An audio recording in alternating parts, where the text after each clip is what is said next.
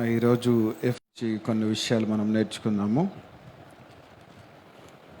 మీ అందరూ ఎఫ్ఎస్సీలకు రాసిన పత్రికను తీసి పెట్టుకోవాలని కోరుతున్నాను.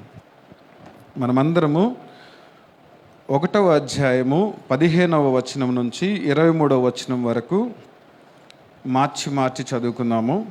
ఒక వచనం నేను చదువుతాను, ఇంకొక వచనం మీరు చదవండి. ఎఫ్ఎస్సీలకు రాసిన పత్రిక 1వ అధ్యాయము 15 నుంచి 23 వచనాలు. ఈ హేతు చేత ప్రభువైన యేసునందలి మీ విశ్వాసమును గూర్చియు పరిశుద్ధులందరి ఎడల మీరు చూపుచున్న విశ్వాసమును గూర్చియు నేను వినినప్పటి నుండి దేవుని కృతజ్ఞత మరియు మీ మనోనేత్రములు వెలిగింపబడినందున మీరు చదవండి.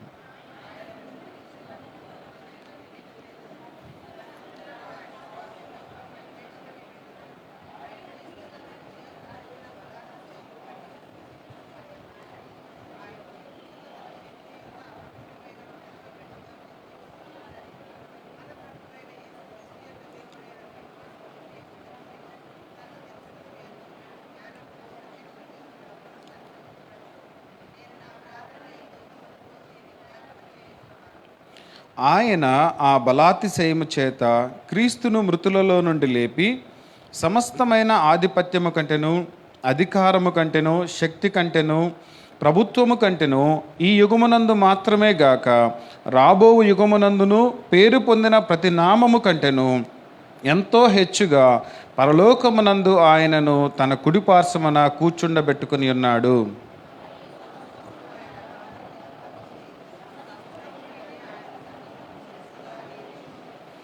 ఆ సంఘము ఆయన శరీరము సమస్తమును పూర్తిగా నింపుచున్నవాని సంపూర్ణత అయి ఉన్నది. రోజు ఈ ఎఫ్ఎస్సీలో రాసిన పత్రికలో మొత్తము 6 అధ్యాయాలు ఉన్నాయి.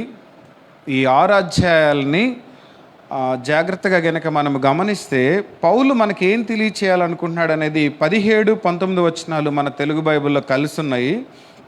అందులో ఏం చెప్తున్నాడంటే, ఆయన మిమ్మును పిలిచిన పిలుపు వల్లనైనా నిరీక్షణ ఎట్టిదో, పరిశుద్ధులలో ఆయన స్వాస్థ్యం యొక్క మహిమైశ్వర్యం ఎట్టిదో. అంటే క్రీస్తులో ఉన్నటువంటి మన భాగ్యము ఎంత గొప్పదో తెలియచేయటం కోసము ఎఫెసీయులకు 6 అధ్యాయాలుగా రాశాడు. ఇందులో మొదటి 3 అధ్యాయాలు మనకు సిద్ధాంతపరమైనటువంటి విషయాలు, మన రక్షణ గురించిన విషయాలు తెలియచేస్తే, ఆ రక్షణ పొందుకున్నటువంటి వ్యక్తులు వాళ్ళ జీవితాల్లో ఎటువంటి నడవడిక కలిగి ఉండాలో ఆ చివరి 3 అధ్యాయాలు తెలియచేస్తాయి.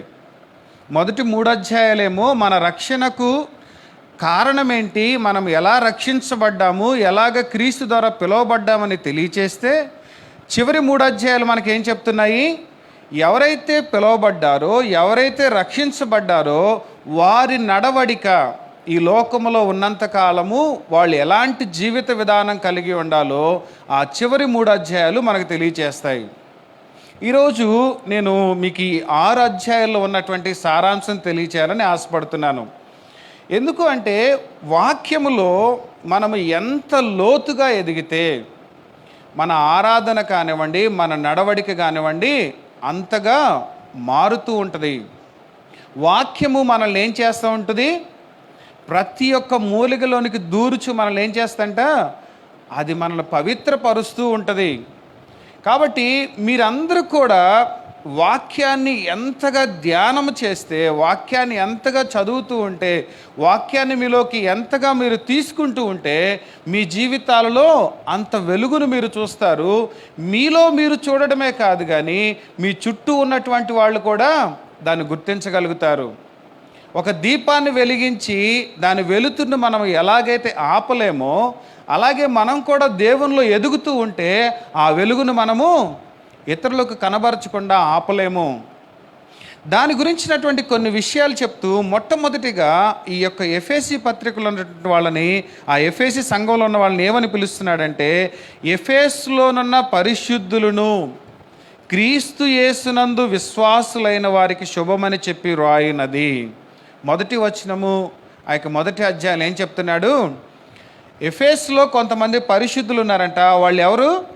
వాళ్ళు క్రీస్తునందు విశ్వాసం ఉంచినటువంటి వాళ్ళు. దీన్ని కొలస్సీలో ఇంకా చక్కగా చెప్తాడు. ఎవరైనా కొలస్సీలకు రాసిన పత్రిక 1వ అధ్యాయం 1వ వచనం చూడండి. కొలస్సీలో ఉన్న పరిశుద్ధులకు అనగా క్రీస్తునందు విశ్వాసులైన సహోదరులకు.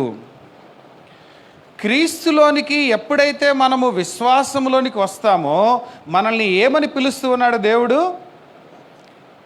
దేవుడు పిలిచే విధానాన్నే మనకి ఇక్కడ పౌలు మనకు చెప్తూ ఉన్నాడు. క్రీస్తులోనికి ఎవరైతే అంగీకరించబడ్డారో వాళ్ళని దేనిగా గుర్తిస్తూ ఉన్నాడు? పరిశుద్ధులు. ఈ పరిశుద్ధులు అనే టైటిల్ ఇంకొకళ్ళకి ఎవరికి ఉంది బైబిల్లో? దేవుడు పరిశుద్ధుడు, పరిశుద్ధుడు, పరిశుద్ధుడు అని నిత్యము వేవేల దూతలతో కొనియాడబడుచున్నాడు అనేటటువంటి ఆ దేవుడు ఆయన యందు విశ్వాసం ఉంచినటువంటి వాళ్ళని కూడా ఎలాగ చూడాలనుకుంటున్నాడు? పరిశుద్ధులుగానే చూడాలనుకుంటున్నాడు. కాబట్టి పౌలు ఎవరైతే క్రీస్తునందు విశ్వాసం ఉంచారో వాళ్ళందరిని ఏమని పిలుస్తున్నాడు? పరిశుద్ధులకు శుభమని చెప్పి రాయినది. ఏం రాస్తూ ఉన్నాడు? 3వ వచనం గనుక మనం చూస్తే 1వ అధ్యాయము, మన ప్రభువైన యేసుక్రీస్తు యొక్క తండ్రియగు దేవుడు స్తుతింపబడునుగాక.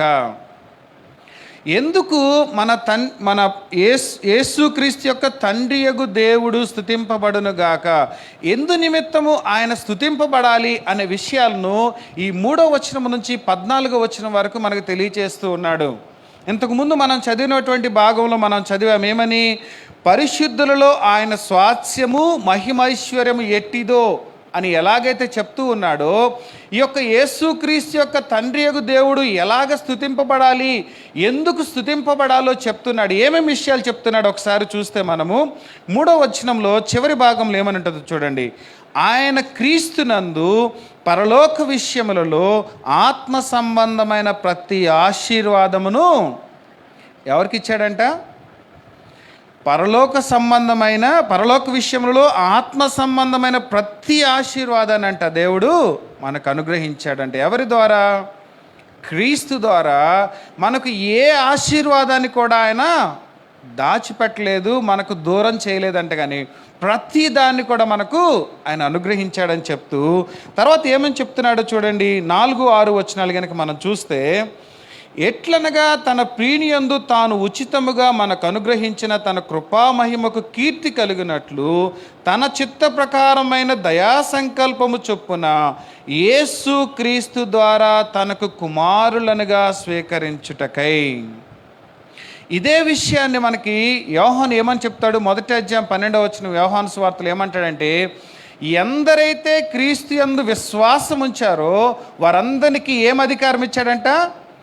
ఆయన కుమారులుగా కుమార్తెలుగా ఉండడానికి అధికారం ఇచ్చాడంట.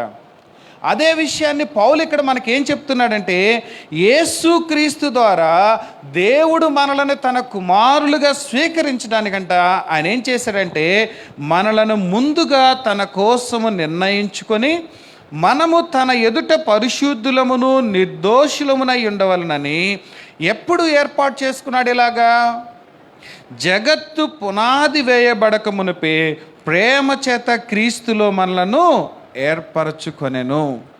ఈరోజు ఇక్కడ కూర్చోవడానికి కారణము, ఎప్పుడు మనల్ని ఏర్పాటు చేసుకున్నాడంట దేవుడు? ఈ జగత్తుకి ఇంకా పునాది కూడా వేయబడలేదంట. అరే ఇది ఎలా సాధ్యము?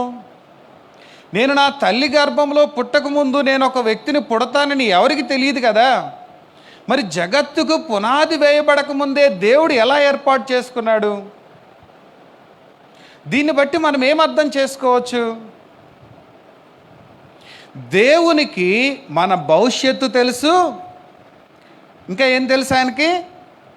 మనము ఎలాంటి జీవిత విధానం కలిగి ఉంటామో తెలుసు. ఇవన్నీ తెలిసినటువంటి వాడు ఈ భూమికి పునాదులు వేయబడక మునుపు ఉన్నాడంట. పునాదులు తర్వాత చివరికి కూడా ఏమవుతుందో కూడా దేవునికి తెలుసు. దేవునికి తెలియని విషయం అంటూ ఇంకేది ఉండదు. ఒకవేళ దేవుడు అని పిలువబడుతూ ఏదైనా చేయలేని స్థితిలో ఉన్నాడు అంటే వాళ్ళని ఏమనొచ్చు? వాళ్ళు దేవుడే కాదు. దేవుడికి అసాధ్యమైనది ఏదీ లేదు. కాబట్టి ఈ జగత్తుకు పునాది వేయకబడక మునిపే ఈ యొక్క గతము భవిష్యత్తు ఎలా ఉంటుందో కూడా దేవుడు ముందుగానే చూడగలిగాడు. కాబట్టి నిన్ను నన్ను ఆయన జగత్తు పునాది వేయబడక మునిపే యేసుక్రీస్తు ద్వారా తనకు కుమారులుగా స్వీకరించడానికి మనల్ని ఏం చేశాడంట? నిర్ణయించుకున్నాడు, ఏర్పాటు చేసుకున్నాడు.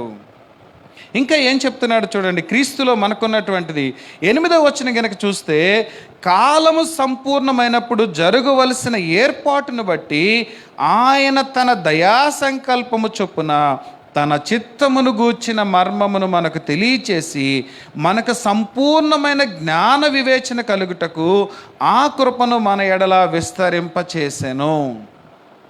ఈ వచనాన్ని చాలా జాగ్రత్తగా ఆలోచించండి. కాలము సంపూర్ణమైపోయినప్పుడంట తన చిత్తమును గూర్చిన మర్మము, దేవుని గురించినటువంటి ఆ యొక్క ఇష్టము, లేదంటే దేవుడు ఎలా ఉండాలని మనిషి కోరుకుంటున్నాడో దాన్ని దేన్ని కూడా దాయలేదంట. అందుకని గలతీలకు రాసిన పత్రికలో కూడా కాలము సంపూర్ణమైనప్పుడు ఏం జరిగింది? క్రీస్తుని ఆయన ఈ లోకంలోనికి పంపించి దేవుని చిత్తం ఏంటో, ఆయన ఏం కోరుకుంటున్నాడో, ఎలాగ ఉంటే మనుషులు ఆయన యొద్దకు చేరగలరో వాటన్నిటిని కూడా మనకు క్రీస్తు ద్వారా మనకు బయలుపరిచాడంట. అది కాలము సంపూర్ణమైనప్పుడు తన చిత్తమును గూర్చిన మర్మము మనకు తెలియచేశాడంట. తెలియచేయడం మాత్రమే కాదు, కానీ ఆ తర్వాత ఏమని చెప్తున్నాడు చూడండి, మనకు సంపూర్ణమైన జ్ఞాన వివేచన కలుగుటకు ఆ కృపను మన ఎడల విస్తరింపచేసెను. అంటే దేవుని గురించినటువంటి ఇష్టము, దేవుని చిత్తాన్ని తెలియచేయటమే కాదు, కానీ ఆ చిత్తాన్ని నీవు నేను ఎవరైతే పిలువబడ్డారో వాళ్ళు దాన్ని సంపూర్ణంగా తెలుసుకోవడానికి ఆయన మన జీవితాల్లో ఏం చేశాడంట? కృపను విస్తరింపచేశాడంట. కృపకు వ్యతిరేక పదం ఏంటి? కృపకు వ్యతిరేక పదం ఏంటో తెలుసా? తీర్పు. నీవు నేను మన జీవితంలో దేవుడు గనక ఒక కొలబద్ద వేసి గనక మనల్ని చూస్తే మనమందరం కూడా తీర్పుకు అర్హులము. ఆ తీర్పులో మనం ఎవరం కూడా నిలబడలేము. కానీ దేవుడు ఆ తీర్పును వాయిదా వేస్తూ దాన్ని ఇంకా ఇంకా ఎదురు చూడడాన్ని మనం ఏమంటామో తెలుసా? కృప అంటాము. కృప అంటే ఒక భక్తుడు ఏమని చెప్తాడంటే, అర్హత లేని వానికి చూపించే ప్రేమ, లేదా అర్హత లేని వారికి ఇచ్చే ఒక అవకాశము. ఆ కృపనంట యేసుక్రీస్తు ద్వారా ఆయన ఇష్టాయిష్టాలను తెలియచేయటమే కాదు, కానీ ఆ ఇష్టాయిష్టాలలో మనము సంపూర్ణముగా ఎదగటం కోసం దేవుడు ఏం చేస్తున్నాడు? మన ఎడల ఆయన కృపను విస్తరింపచేస్తూ ఉన్నాడంట. మనం అనుకుంటూ ఉంటాము ఇంకా కొంతకాలము, కానీ ఈ కాలము ఎందుకు పొడిగించబడుతుందంటే, నీవు నేను ఈ లోక సంబంధమైన ధనాన్ని సంపాదించుకొని, ఆస్తిపాస్తులు కూడబెట్టుకొని, మంచి ఆరోగ్యాన్ని పొందుకొని ఈ లోకంలో మనం ఏదో ఏలడం కోసం కాదు, కానీ మన జీవితాలు ఎందుకు పొడిగించబడుతున్నాయంట?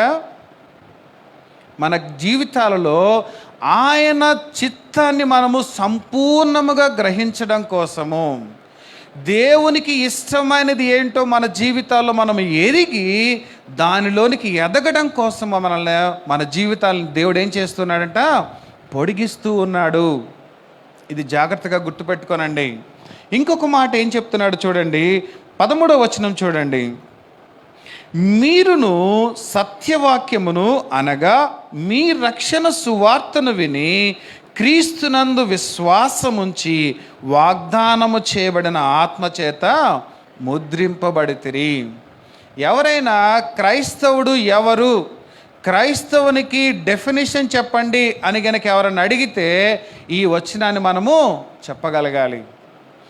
ఎవరు క్రైస్తవులయ్యా అంటే, ఎవరైతే రక్షణ సువార్తను విని క్రీస్తునందు విశ్వాసం ఉంచారో, ఎవరైతే క్రీస్తునందు విశ్వాసం ఉంచి దేవుడు మనకు వాగ్దానం చేసినటువంటిది, వాగ్దానం అంటే ప్రామిస్, ఆ ఏదైతే వాగ్దానం చేయబడిన ఆత్మను పొందుకున్నారో వారే క్రైస్తవులు.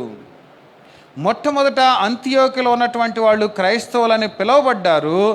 ఎవరు క్రైస్తవులు, అసలు ఏంటి ఒక క్రైటీరియా అని ఏంటని కనుక మనం చూస్తే, ఎవరైతే రక్షణ సువార్తను విని క్రీస్తునందు విశ్వాసం ఉంచి వాగ్దానము చేయబడిన ఆత్మచేత ముద్రించబడ్డారో వారు మాత్రమే క్రైస్తవులు. మనము భ్రమపడడానికి వీలు లేదు. మనకు ముందుగానే మన రక్షణ గురించినటువంటి ఆ వాగ్దానం ఉన్నది, లేదా దేవుని పిలుపు ఉన్నది. ఆ పిలుపునకు తగిన విధముగా దేవుని యొక్క ఆ యొక్క సంపూర్ణతలోనికి ఎదగటానికి మన జీవితాన్ని దేవుడు పొడిగిస్తూ ఉన్నాడు. అంత మాత్రమే కాదు, వీటన్నిటిలో మనం ఎదగటం కోసం మనల్ని ఏం చేశాడంట, ఆత్మచేత మనల్ని ముద్రించాడు. ఈ విషయాలు వాళ్ళకి క్రీస్తులో ఉన్నటువంటి వాళ్ళ భాగ్యాన్ని ఎఫెసులో ఉన్న సంఘానికి మాత్రమే కాదు, కానీ ఈ పత్రికను ఏం చెప్పాడంటే, మీరు చదువుకున్న తర్వాత మిగిలిన సంఘాలకు కూడా దీన్ని పంపించండి. దాని అర్థం ఏంటయ్యా అంటే, ఇది ఎఫెసులో ఉన్నటువంటి వాళ్ళు మాత్రమే కాదు, కానీ ఈరోజు మెర్సీ గాస్పుల్లో కూర్చున్న నీకు నాకు కూడా వర్తిస్తుంది. ఈ యొక్క 14 వచనాలలో ముగ్గురు మన త్రిత్వంలో ఉన్నటువంటి తండ్రి, కుమార, పరిశుద్ధాత్మల యొక్క కార్యాన్ని స్పష్టంగా వివరించాడు. తండ్రి ముందుగానే మనలను నిర్ణయించాడు, క్రీస్తు మనలను విమోచించాడు, ఆత్మ మనలను ఏం చేస్తున్నాడు, ముద్రించబడి మనము కాపాడబడుతూ ఉన్నాము. తండ్రి కుమారులు మన యొక్క రక్షణ కార్యంలో పాలుపంపులు పొందారు. తండ్రి, కుమార, పరిశుద్ధాత్మ లేకుండా మనకు రక్షణే లేదు.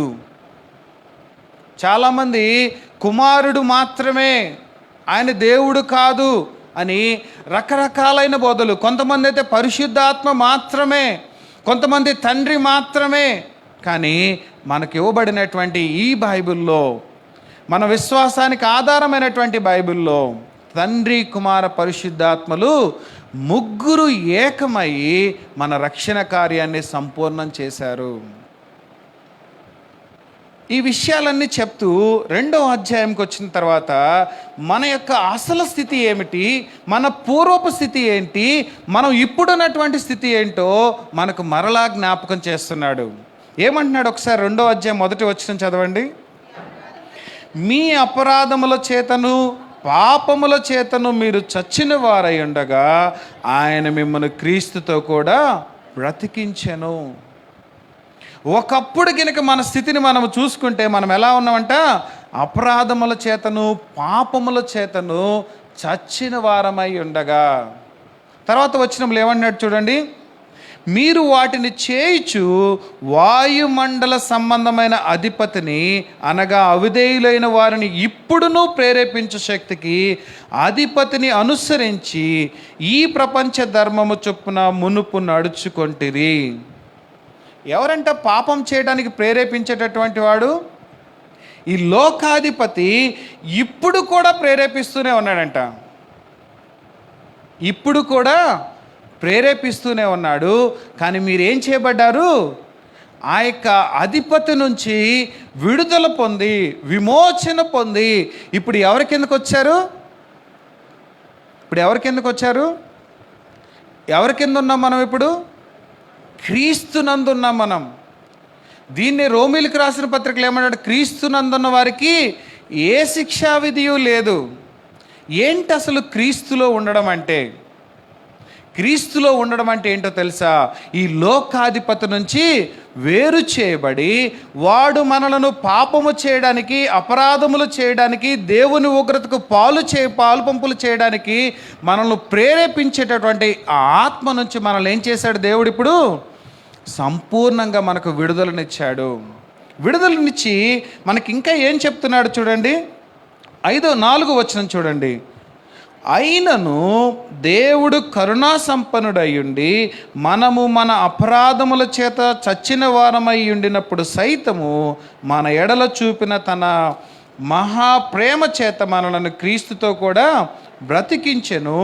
కృపచేత మీరు రక్షించబడి ఉన్నారు. 8వ వచనం చూడండి.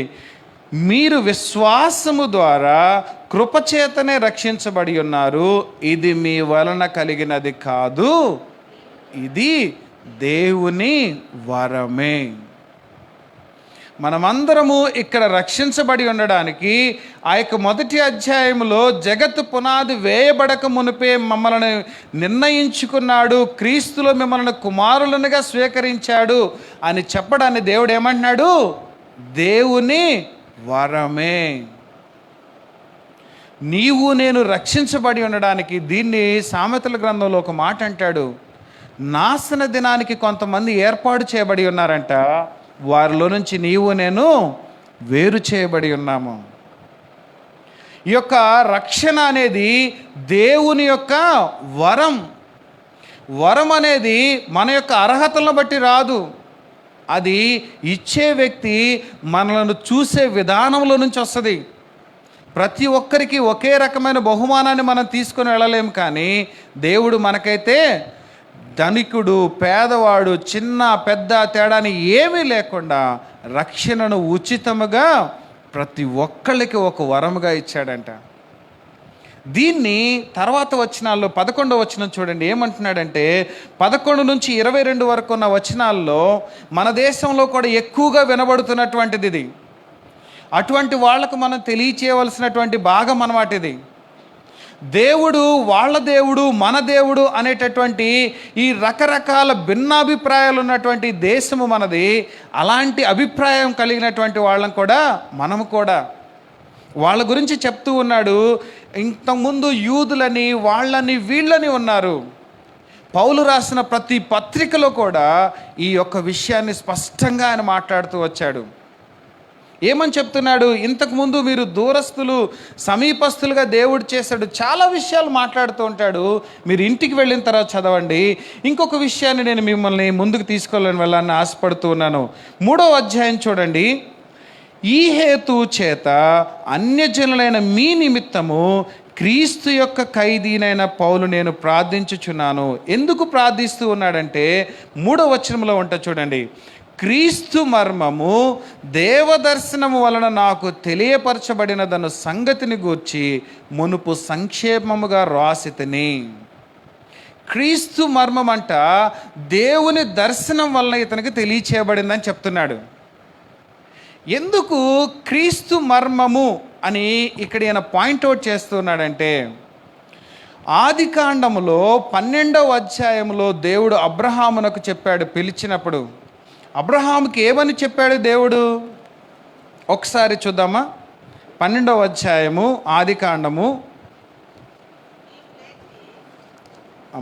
3వ వచనం చదువుదాం డైరెక్ట్గా. నిన్ను ఆశీర్వదించు వారిని ఆశీర్వదించేదను. ఈ పాయింట్ జాగ్రత్తగా, భూమి యొక్క సమస్త వంశములు నీ యందు ఆశీర్వదించబడనని అబ్రాముతో అనగా, దేవుడు మనలందరినీ, సమస్త సృష్టిని, సమస్త మానవాళిని అబ్రహాము దగ్గరే ఐక్యపరిచాడు. అబ్రహాము ద్వారా సమస్త వంశావళులు ఆశీర్వదించబడాలని దేవుడు కోరాడు. కానీ వీళ్ళు ఏం చేశారు? యేసుక్రీస్తు వచ్చే వరకు కూడా దాన్ని వారితో మాత్రమే అంటిపెట్టుకుని ఉన్నారన్నమాట. వీళ్ళు వేరే వాళ్ళు ఎవరిని కూడా అనుమతించలేనటువంటి విధంగా, ఇది నిష్ఠ కలిగినటువంటిది విధముగా వాళ్ళు అనుసరిస్తూ ఉన్నారు. దానికి మనకు సాదృశ్యముగా యోనా గ్రంథం మనం చూడగలము. యోనా గ్రంథంలో దేవుడు నినివే ప్రజలకు వెళ్ళి నువ్వు సువార్త చెప్పమంటే యోనా ఏం చేశాడు? ఆయన వేరే దేశానికి పారిపోతూ ఉన్నాడు. ఇప్పటికీ కూడా ఇజ్రాయేలీలు, ఆ యూదులు ఏమని చెప్పుకుంటారంట తెలుసా? నేను యోనాని అని చెప్పుకుంటారంట. అంటే యోనా చేసింది సరి అయినది, ఈ రక్షణ కార్యము ఇతరులకు చేరడానికి వీలు లేదు. వాళ్ళు ప్రతి సంవత్సరము వాళ్ళు యెరూషలేములో కలిసినప్పుడల్లా వాళ్ళని వాళ్ళు ఏమని క్లెయిమ్ చేసుకుంటారో తెలుసా? మేము కూడా యోనాలము అని చెప్పుకుంటారంట. అంటే ఏంటి వీళ్ళ ఉద్దేశం? ఏంటంటే అబ్రహాముకు దేవుడు చెప్పినటువంటిది సమస్త దేశములు, సమస్త వంశావళులు అందరూ ఆశీర్వదించబడాలని దేవుడు కోరితే దీన్ని వాళ్ళు ఎవరితో పాటు పరిమితం చేసుకున్నారు? ఎవరికి పరిమితం చేసుకున్నారు? యూదులకు మాత్రమే పరిమితం చేసుకున్నారు. పౌలు ఆ యొక్క దైవ దర్శనాన్ని ఏ సమయంలో పొందుకున్నాడు? అపోస్తుల కార్యముల గ్రంథము 9వ అధ్యాయం కనుక మనం చూస్తే, ఈ యొక్క క్రైస్తవులు అనేటటువంటి వాళ్ళు ఆ యొక్క యూదా మతాన్ని ఇంకను తక్కువ చేస్తున్నారని చెప్పి ఈ యొక్క క్రైస్తవులందరినీ కూడా లేకుండా చేయాలని ఆ యొక్క అధికారుల చేత లేఖలు పొంది వాళ్ళని హింసించడము, వాళ్ళని చెరసాలలో వేయడము, వాళ్ళని హతమార్చడానికి లేఖలు పొందుకొని ఆయన వెళుతూ ఉన్నప్పుడు దేవుడు దర్శించాడు. అందుకనే దీన్ని ఏమంటున్నాడో తెలుసా? అది మర్మముగా ఉంది మాకు, యూదులైనటువంటి మాకు అన్యజనులు రక్షించబడడం అనేది ఒక మిస్టరీ. అందుకని మీరు అపోస్తుల కార్యముల గ్రంథంలో మీరు చూడండి, ఫిలిప్పు వెళ్ళిన చోట అక్కడ ఉండినటువంటి వాళ్ళకి దేవుని ఆత్మ రావడాన్ని చూసి ఫిలిప్ ఏం చేస్తాడు? ఆ యొక్క పేతుర్ని, యోహాను పిలిపిస్తాడు. ఇదిగో అన్యజనులకు మీద కూడా ఆత్మ వస్తూ ఉన్నది, ఇది ఎలా సాధ్యం? మరి దావీదు భక్తుడేమో నా యుద్ధ నుండి నీ ఆత్మను తీసివేయవద్దు అని ప్రార్థన చేశాడు కదా. ఇప్పటి వరకు పరిశుద్ధాత్మ అనేది కేవలం యూదులకు మాత్రమే అనుకున్నాము. అందుకనే పౌలు దీన్ని ఏమని చెప్తున్నాడు? ఇది నాకు ఒక గొప్ప మిస్టరీగా ఉన్నది, నాకు అర్థం కాని ఒక విషయంగా ఉన్నది. క్రీస్తులో ఈరోజు యూదుడని, గ్రీసు దేశస్థుడని, ఆ భేదము ఈ భేదము ఏదీ లేదు. దాన్ని పౌలు ఏం చెప్తున్నాడు? ఆ మర్మం అని చెప్పి ఆ విషయాన్ని 6వ వచనంలో చెప్తున్నాడు. చూడండి, ఈ మర్మం ఏదనగా అన్యజనులు సువార్త వలన క్రీస్తు యేసునందు యూదులతో పాటు సమాన వారసులను, ఒక శరీరమందలి సాటి అవయవములను వాగ్దానములో పాలివారునై ఉన్నారన్నదియే. ఇది పౌలుకు ఇంతకాలము అర్థం కాలేదు. పౌలు ఇప్పుడు ఏం చెప్తున్నాడు? సమాన వారసత్వం ఉన్నది, సమానంగా ఉన్నాము మనము, యూదులని లేదు, గ్రీసు దేశస్థులని లేదు. దాన్ని 2వ అధ్యాయం 14వ వచనంలో కూడా అంటాడు, ఆయన మన సమాధానమయ్యుండి మీకును మాకును ఉండిన ద్వేషమును, అనగా విధిరూపకమైన ఆజ్ఞలు గల ధర్మశాస్త్రమును తన శరీరమందు వేయుట చేత మధ్య గోడను పడగొట్టి మన ఉభయులను ఏకము చేసెను. ఈరోజు మనకైతే వీటన్నిటినీ విశదీకరించి మన ముందు బైబిల్ 66 పుస్తకాలు ఉన్నది. కానీ ఆ రోజు ఉన్నటువంటి వాళ్లకు ఈ బైబిల్ లేదు కాబట్టి యూదులు కానటువంటి వాళ్ళు రక్షించబడడాన్ని వాళ్ళు జీర్ణించుకోలేకపోయారన్నమాట. జీర్ణించుకోలేక వాళ్ళని ఎలాగైనా అంతమొందించాలని చెప్పి, వాళ్ళని ఎలాగైనా ఈ యొక్క తొలగించేయాలని చెప్పి వాళ్ళు రకరకాల ప్రయత్నాలు చేసినప్పుడు వాళ్ళు రకరకాల ప్రాంతాలకు చెదిరిపోయారనమాట. అందుకని యాకోబు ఆ పత్రికలు చెదరి ఉన్న క్రైస్తవులకు అంటాడు, వాళ్ళు తమ ప్రాణాలను కాపాడుకోవడానికి రకరకాల ప్రాంతాలకు వెళ్ళిపోయారు. దీన్ని పౌలు ఏమంటున్నాడు? క్రీస్తు మర్మము. క్రీస్తు వచ్చే వరకు కూడా ఈ విషయాన్ని మాకెవరు చెప్పలేదు. అబ్రహాముకిచ్చిన వాగ్దానాన్ని మేము ఎంతకాలము దాన్ని కప్పిపెట్టేశాము. ఇవన్నీ చెప్పి ఏమంటున్నాడు చూడండి, 15వ వచనం 3వ అధ్యాయము, మీరు అంతరంగ పురుషుని యందు శక్తి కలిగి ఆయన ఆత్మ వలన బలపరచబడినట్లుగాను, క్రీస్తు మీ హృదయములలో విశ్వాసము ద్వారా నివసించినట్లుగాను తన మహిమైశ్వర్యము చొప్పున మీకు దయచేయవలననియు, మీరు దేవుని సంపూర్ణత యందు పూర్ణులగునట్లుగా ప్రేమ యందు వేరుపారి స్థిరపడి సమస్త పరిశుద్ధులతో కూడా దాని వెడల్పు, పొడుగు, లోతు, ఎత్తు ఎంతో గ్రహించుకొనుటకును, జ్ఞానమునకు మించిన క్రీస్తు ప్రేమను తెలుసుకొనుటకును తగిన శక్తి గలవారు కావాలనని ప్రార్థించుచున్నాను. దేవునిలో ఉన్న భాగ్యము తెలుసుకోవడం అంటే 3 డైమెన్షనల్ కాదు, 4 డైమెన్షనల్ అన్నమాట. ఇప్పుడు మనం ఉన్నాము, ఇది 3 డైమెన్షనల్. పొడుగు తెలుసు, వెడల్పు తెలుసు, మనకు ఎత్తు తెలుసు. లోతు ఉందా? ఇక్కడ లోతు లేదు. దీన్నే పాల్ యాంగిచ్ అనేటటువంటి భక్తుడు 4th డైమెన్షన్ అని ఒక పుస్తకం రాశాడు. 4వ కోణం అని రాశాడు. ఆ 4వ కోణంలో ఆయన రకరకాలైన విషయాలు పొందుపరుస్తాడు. ఇక్కడ పౌలు ఏం కోరుతున్నాడో తెలుసా? మనము వాటిని తెలుసుకోవాలంట. ఏమంటున్నాడు? జ్ఞానమునకు మించిన క్రీస్తు ప్రేమను, క్రీస్తు మనల్ని ఎంతగా ప్రేమించాడు అనేది తెలుసుకోవడానికి మన జ్ఞానము సరిపోదంట. కానీ దాని పొడుగు, వెడల్పు, లోతు, ఎత్తు ఎంతో తెలుసుకోవాలని ఆయన మన కోసం ఏం చేస్తున్నాడంట? ప్రార్థన చేస్తున్నాడు.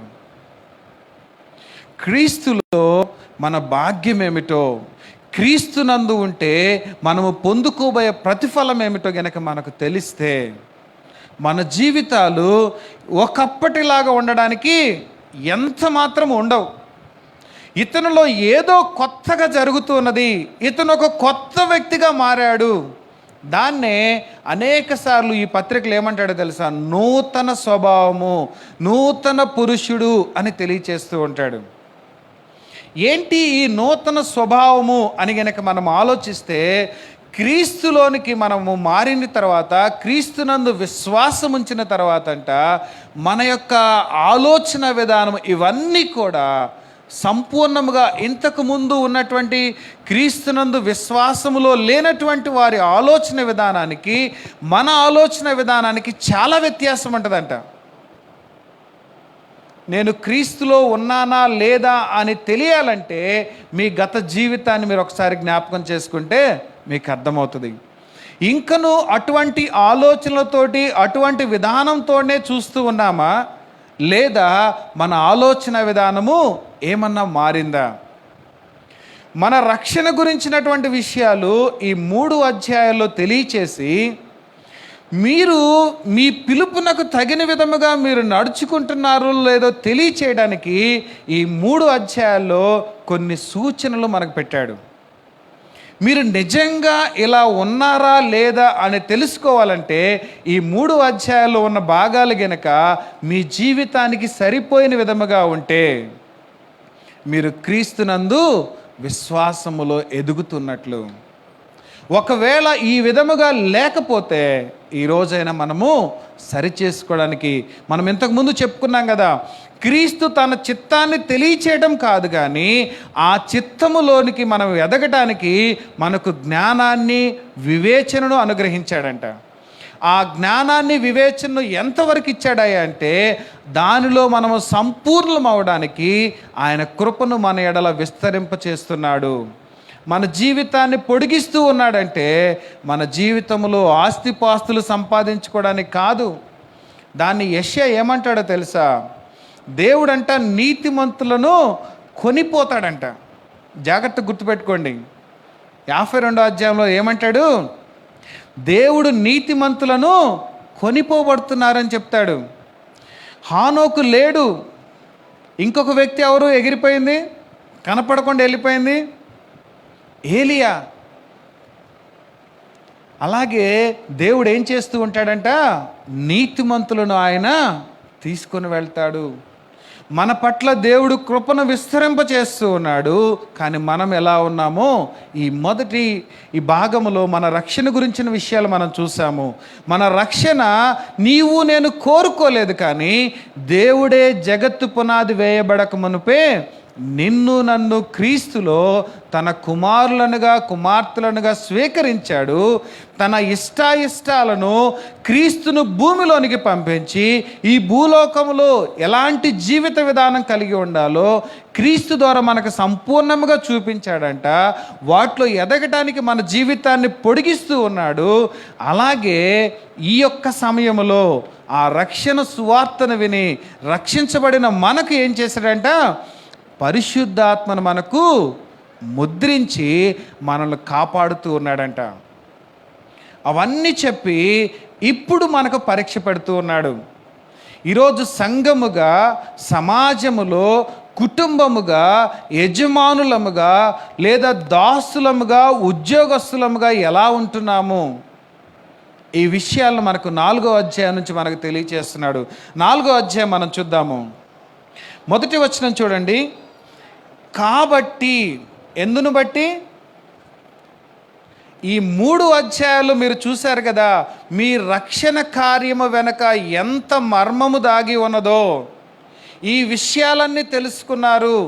క్రీస్తు ఏం చేశాడు ఇవన్నీ తెలుసుకున్న తర్వాత ఇప్పుడు మనకు చెప్తున్న విషయాలు ఏంటంటే, మీరు సమాధానమును బంధము చేత ఆత్మ కలిగించు ఐక్యమును కాపాడుకొనుట యందు శ్రద్ధ కలిగిన వారై ఎలా ఉండాలంట. ఈ మాట అందరూ చదవాలని నేను కోరుతున్నాను. ప్రేమతో ఒకరినొకడు సహించుచు. ఇది మనుషుల్లో కొరవడింది ఏంటయ్యా అంటే, ప్రేమతో ఒకరిని ఒకరము సహించడము మానేశాం. ఇంకా ఏం చెప్తున్నాడు, మీరు పిలువబడిన పిలుపునకు తగినట్లుగా.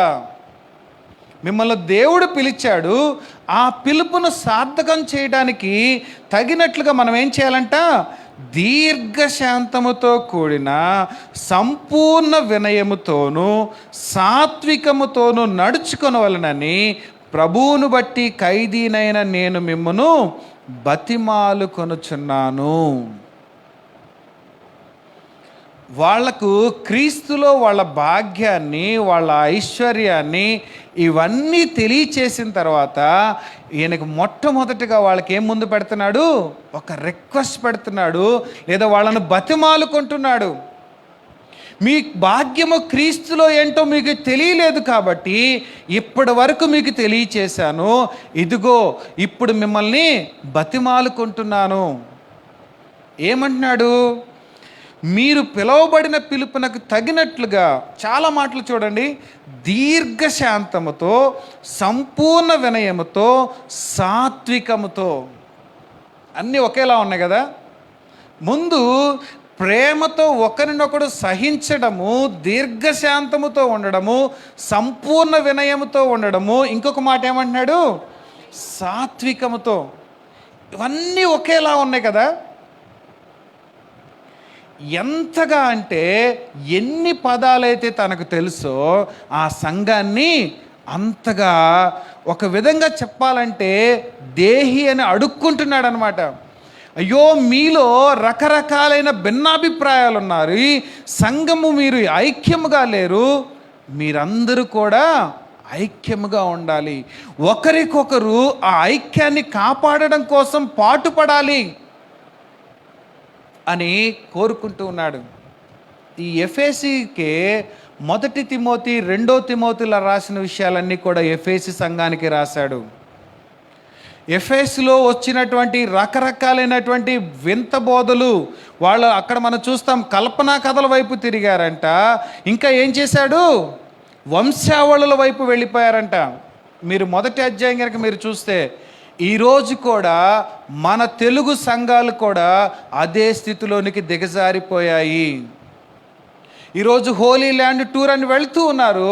హోలీ ల్యాండ్ టూర్ వెళ్ళిన ప్రతి ఒక్కళ్ళు ఏం చేస్తున్నారో తెలుసా, అక్కడ వంశావళిలో, యూదుల వంశావళిలో మన పేరుని ఎక్కడో చోట రాయడం కోసం డబ్బులు చెల్లించి వస్తున్నారు.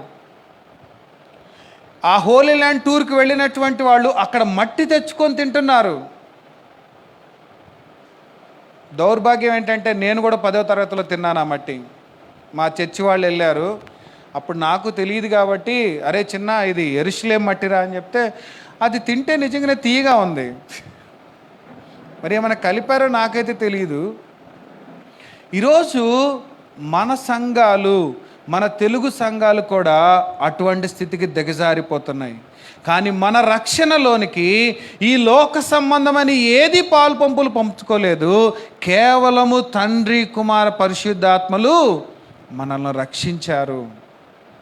వీటిని వేటిని కూడా మనము దేవునికి మారుగా చూసామంటే మనము దేనికి అంగీకరిస్తున్నట్లు, విగ్రహారాధనకు అంగీకరిస్తున్నట్లు.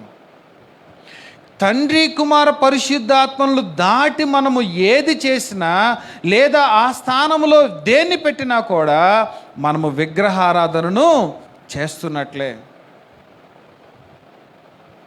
ఈరోజు మనం రక్షించబడ్డాము, ఆత్మచేత ముద్రించబడ్డామనే గ్రహింపు లేక నేను ఇజ్రాయేలు వంశావళిలో ఉంటేనే రక్షించబడతాననేది మనుషులు నేర్చుకున్నటువంటి కొత్త సిద్ధాంతము. లేదా యెరూషలేము మట్టి తింటే, నేను ఈ మధ్య గన్నవరం వెళ్ళాను. గన్నవరం దగ్గర ఒక చర్చి ఉన్నది. పిల్లలు పుట్టాలంటే అక్కడ ఒక చిన్న గది ఉంది.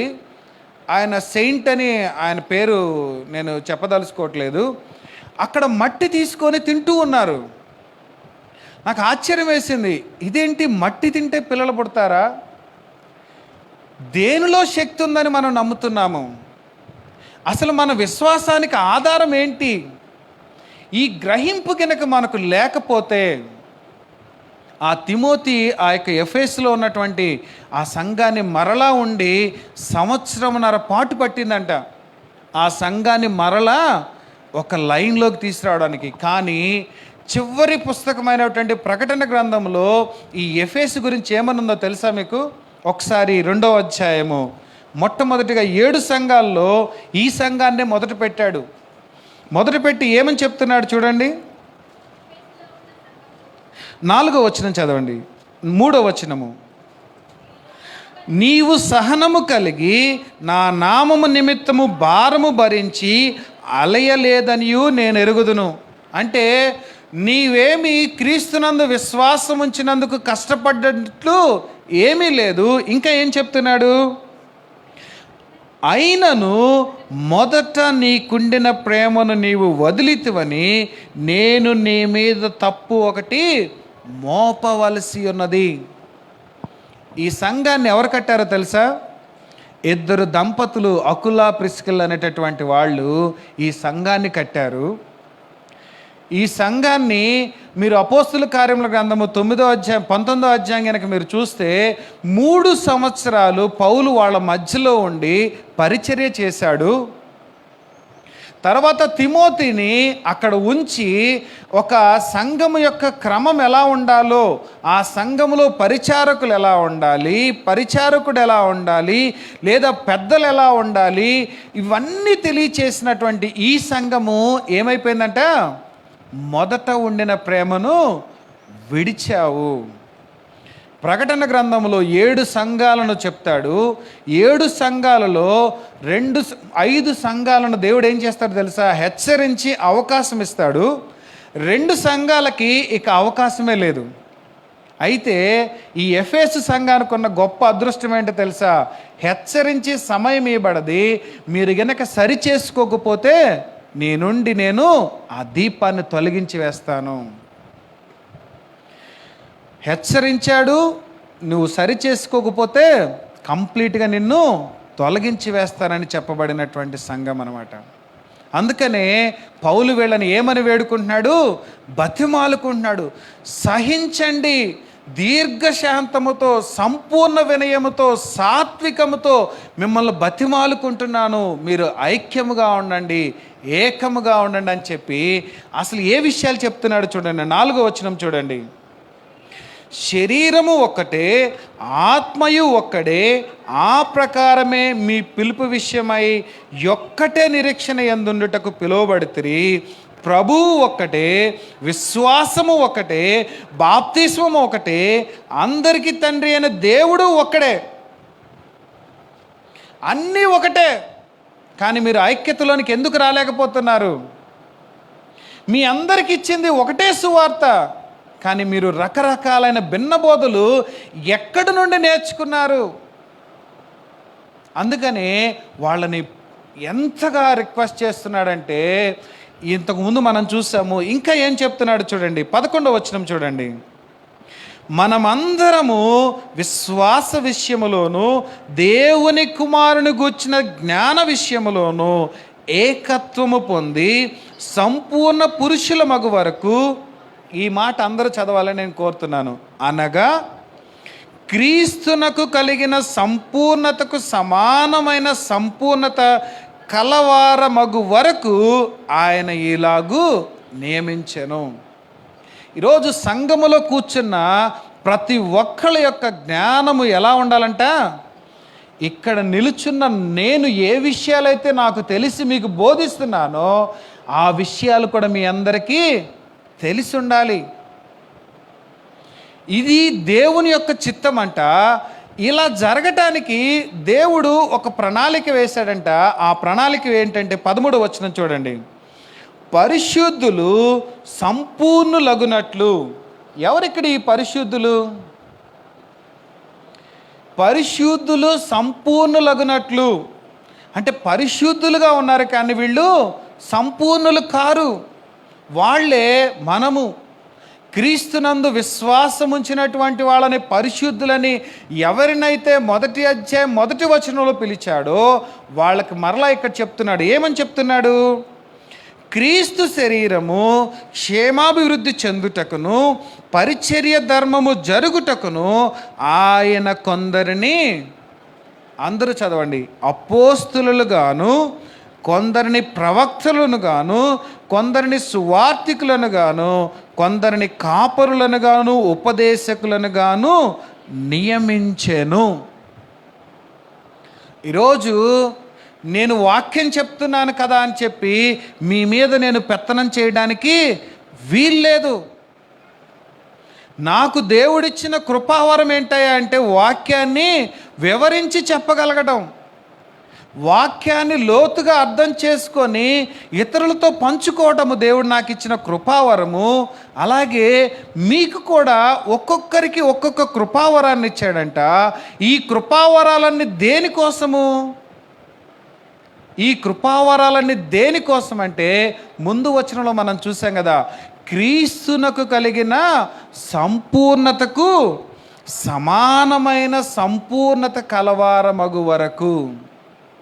ఈరోజు దేవుడు నీలో నుండి నాలో నుండి కోరుకుంటుంది ఏంటో తెలుసా?